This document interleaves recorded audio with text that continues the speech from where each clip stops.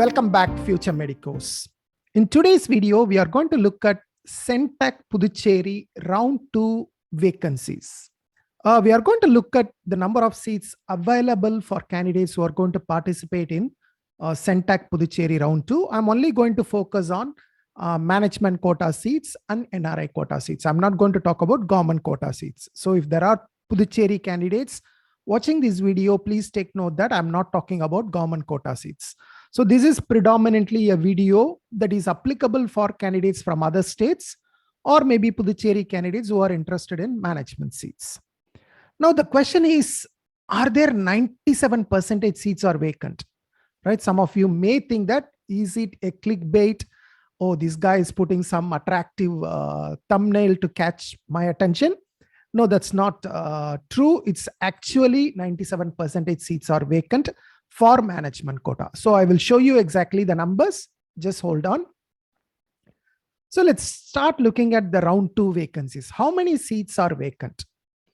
Let's also look at what is the total number of seats, how many seats got allotted in round 1, and out of those seats, how many candidates actually joined, and then we can finally look at the vacancies available for round 2. Let me start with NRI quota. So the government medical college in Puducherry, Indira Gandhi Medical College, total seats under NRI quota, there are 22 seats. All the 22 seats were allotted in round 1, but only 4 candidates joined. Okay, out of the 22 candidates who got allotment, only 4 candidates joined. And now we have 18 seats vacant, which will come for round 2. Okay, that's why when I even did the cutoff video for Puducherry, I was telling that there is a likelihood that there will be more seats vacant for round 2.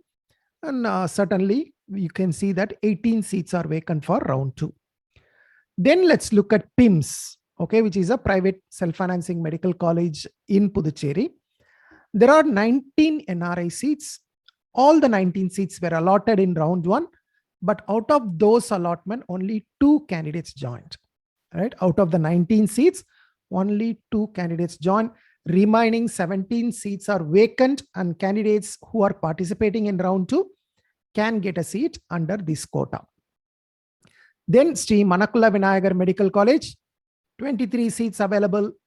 23 candidates got allotment in round 1. None of them joined, okay?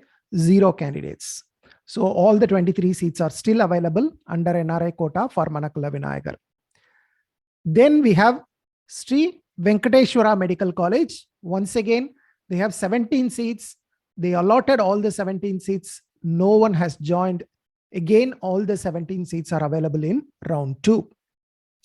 Now coming to management quota, theoretically speaking, there is only one college that has a pure management quota, which is Sri Manakula Vinayagar Medical College. And the funny thing here is they have 71 seats and 71 candidates who opted for Manakula Vinayagar. They got the allotment in round 1 and not even one candidate has joined. You can see how this online counseling is making the entire process very funny and useless for candidates having lower marks. It's completely useless, this online counseling. 71 candidates had opted and none of them have joined, 0. And that's why I was very surprised when candidates with 600 plus marks are participating in counseling for management quota seats. I think we need to have some kind of control from the counseling authorities on this counseling process. Otherwise, we are going to see this kind of nonsense kind of allotments. Right? Anyway, right? So those who are participating in round 2, we are going to have 71 seats vacant.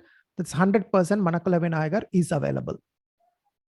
Then let's look at Christian minority quota, which is again a management quota. And there is one college, which is PIMS. And PIMS, you know already in my cutoff video, out of the total 75 seats, only 14 candidates are there, right? There are only 14 Christian candidates of Puducherry nativity has opted for it. And even out of the 14, only 3 has joined. And that means we still have 72 seats vacant in PIMS. Now let us see the next minority quota, which is Telugu minority quota, which is once again under the management quota. There is a Telugu minority quota, which is Sri Venkateshwara Medical College. In this college also, out of 75 seats, there are only 15 candidates who opted for Venkateshwara under Telugu minority. So even before, even during the allotment, there were a lot of seats vacant. And funnily, out of the 15 seats, only 3 candidates joined. So that leaves 72 seats vacant. Manakala Vinayagar, 100% vacant. PIMS, 72 out of 75 vacant. Venkateshwara, 72 out of 75 vacant. This is what I said, 97% seats are vacant, right? Out of a total of around 221 seats available under the management quota, only 6 candidates have joined so far, which is just around 3%. So you can consider almost like 97% seats are still vacant for round 2. Now you may ask, so Christian minority quota, Telugu minority quota, there are only 14 candidates, 15 candidates.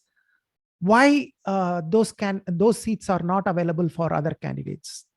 Will they make it available? Will there be enough minority candidates in round 2? Of course, certainly you will not get minority candidates in round 2. It's still going to be almost the same.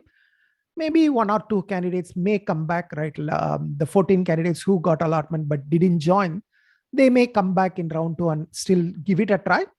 But whatever happens, I don't think you are going to get more than 15 candidates for minority quota in each college.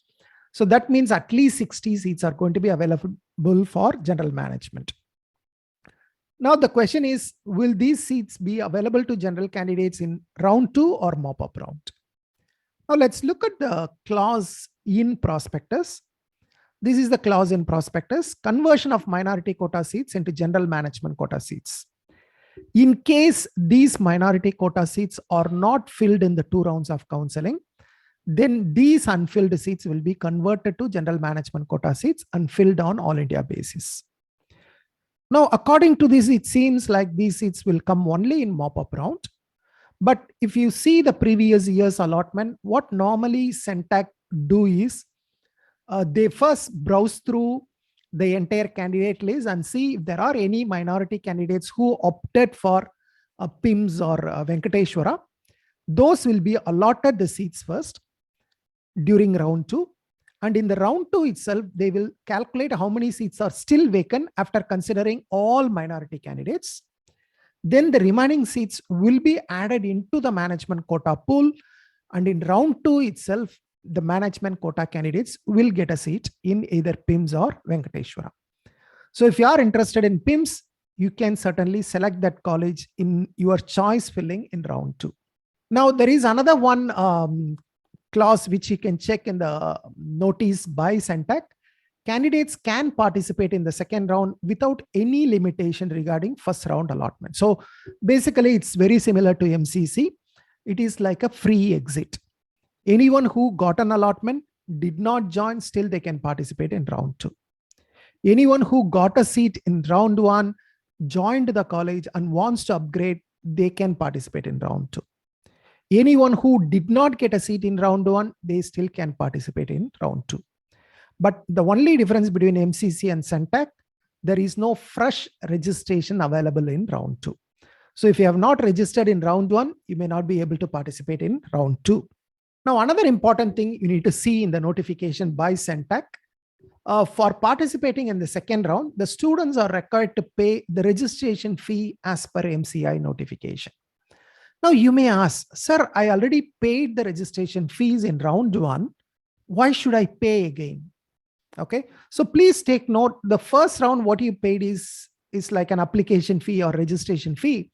This second round, what you are paying, even though CENTAC uses the word registration, it's actually the security deposit.